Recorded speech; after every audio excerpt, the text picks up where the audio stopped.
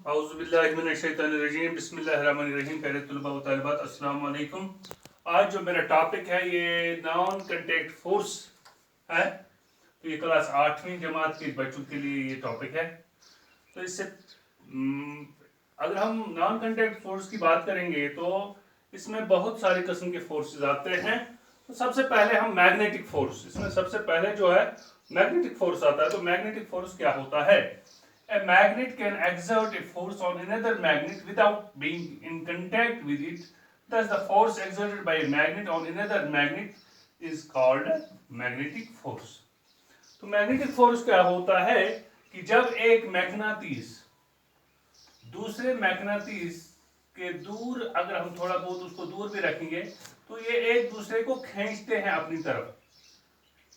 जो एक का पॉजिटिव साइड होता है और दूसरे का नेगेटिव साइड, तो पॉजिटिव और नेगेटिव आपस में खींचते हैं तो ये एक साथ मिल आते हैं।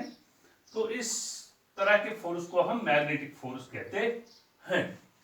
तो मैग्नेटिक फोर्स की जो एग्जांपल्स हैं, अगर हम एक मैग्नेट ले लेंगे तो एक कोई भी लोहे का चीज हम रखेंगे उसके सामने तो वो उस चीज को अपनी तरफ खींचता है। हालांकि उनमें बहुत सारी गैप होती है, जगह होती है, लेकिन तब भी वो अपने इस फोर्स की वजह से, पुल की वजह से वो उस चीज को अपनी तरफ खींचता है। तो इससे ये जाहिर होता है कि ये आपस में कांटेक्ट में नहीं होते हैं। दो चीजें आपस में, दो मैग्नेट आपस में कांटेक्ट में नहीं होते हैं, लेकिन तब भी ये एक दूसरे को अपनी तरफ खींचते हैं। तो इसी को हम कांटेक्ट, नॉन कांटेक्ट फोर्स कहते हैं।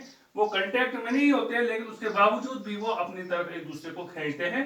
तो इसकी जो एग्जांपल है वो मैग्नेट्स है, चाहे वो हर्शु मैग्नेट है या और कोई मैग्नेट है, तो वो अपनी तरफ चीजों को खींचता है without being in contact with it.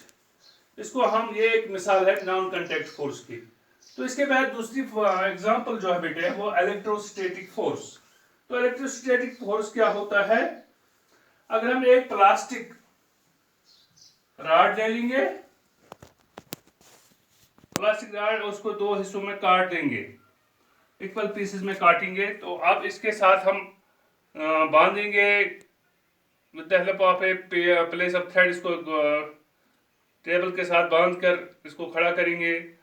तो now hold the other piece of the सिट्रा इन योर हैंड, दूसरा हाथ में रखेंगे हम सिट्रा, and rub free ends with a sheet of paper. तो इसको अब हम एक कागज के साथ रगड़ देंगे। तो इसके बाद जब ही हम उसको उसके साथ लेते हैं तो वो एक दूसरे को चिपट जाते हैं, एक दूसरे के साथ चिपट जाते हैं।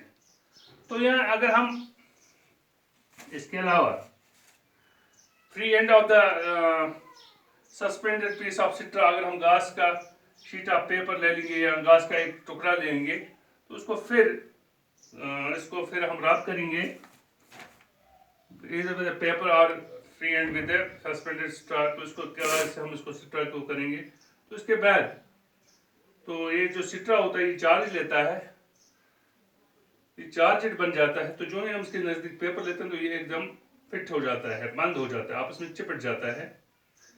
तो इस तरह से the force exerted by charged body on another charged और uncharged body is called electrostatic force. Electrostatic force यही फोर्स होता है। तो एक घास का जो तिनका होता है वो चार्ज इक्वेयर करता है। तो जब हम उसको रब करते हैं विद शीट ऑफ पेपर, ये भी एक चार्जड बॉडी है। सिट्रा जो है घास का एक तिनका, ये भी हम जब हम इसको पेपर के साथ रगड़ते हैं तो ये चार्ज इक्वेयर करता है, तो ये चार्जड बॉडी बन जाती है। तो इस तरह से ये चीजों को अपनी तरफ खींचती है। तो यही इलेक्ट्रोस्टैटिक फोर्स इसी को कहते हैं। The force exerted by charged body on another charged और uncharged body is called electrostatic force. तो इसके बाद हम तीसरा फोर्स जो है वो ग्रेविटेशनल फोर्स है। तो ग्रेविटेशनल फोर्स क्या है? इससे पहले कि हम ग्रेविटेशनल फोर्स की जाने जाएंगे, आपको पता होना कि जो हमारी जमीन है तो ये तमाम चीजों को अपनी तरफ खींचती है with the force, that is the force of gravity. तो जो हमारी जमीन है ये चीजों को अपनी तरफ खींचती है। जैसे एक सेब का पौधा है तो उसके सेब लगे हुए थे, तो जब सेब गिरता है तो वो जमीन ही की तरफ गिरता है, वो आसमान की तरफ नहीं जाता है, क्योंकि जमीन में एक फोर्स होता है जिसको फोर्स ऑफ ग्रेविटी कहते हैं। तो ये चीजों को अपनी तरफ खींचती है। तो इसके बाद ये बात सामने आती है कि जो भी चीजें इस दुनिया में हैं, the objects in the universe whether small और बिग, चाहे वो बड़ी चीजें हों या छोटी चीजें हों, द अर्थ जो हमारी जमीन है exerts a force on every other object, जो हर एक चीज पर ये एक फोर्स कायम करती है जिससे ये अपनी तरफ इन चीजों को खींचती है। This is the gravitational force, इसी को ग्रेविटेशनल फोर्स कहते हैं। तो ग्रेविटेशनल फोर्स जो है, things fall towards the earth surface because it pulls them, जो चीजें हैं वो जमीन की तरफ आती हैं because the due to the force of gravity जो जमीन प्रोवाइड करती है। This is called force of gravity, इसी को फोर्स ऑफ ग्रेविटी कहते हैं। Gravity is the property of earth, ये जमीन की एक ऐसी प्रॉपर्टी है, जमीन की प्रॉपर्टी है ये, तो ये तमाम चीजों को अपनी तरफ खींचती है, चाहे वो बड़ी चीज हो या छोटी चीज हो। This force is called gravitational force, इसी को ग्रेविटेशनल फोर्स कहते हैं। तो सबसे पहले मैंने आपको मैग्नेटिक फोर्स के बारे में बताया। मैग्नेटिक फोर्स वो फोर्स होता है जब एक मैग्नेट दूसरे मैग्नेट को अपनी तरफ खींचता है, तो इसको हम क्या कहेंगे, मैग्नेटिक फोर्स कहेंगे। ये आपस में दो मैग्नेट आपस में कांटेक्ट में नहीं होते हैं, इसलिए ये नॉन कांटेक्ट फोर्स की एग्जांपल है, जिसको मैग्नेटिक फोर्स कहते हैं। दूसरी एग्जांपल जो है इलेक्ट्रोस्टैटिक फोर्स की है।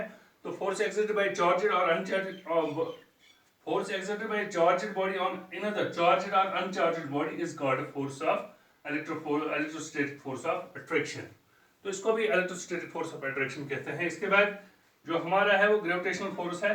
थिंग्स फॉल टुवर्ड्स द अर्थ, जो भी चीजें हैं वो जमीन की तरफ गिरती हैं, because it pulls them, because this our earth pulls them down with a force, that force is known as force of gravity, इसको फोर्स ऑफ ग्रेविटी कहते हैं। तो gravity is the property of earth, और ये जमीन की एक खुसूसियत है। Whether anything in the universe whether small और big, earth pulls each and everything towards itself with a force, that force is known as gravitational force. तो हर एक चीज को ये अपनी तरफ खींचती है ग्रेविटेशनल फोर्स के जरिए। तो आज आपके लिए इतना काफी है, बाकी बस।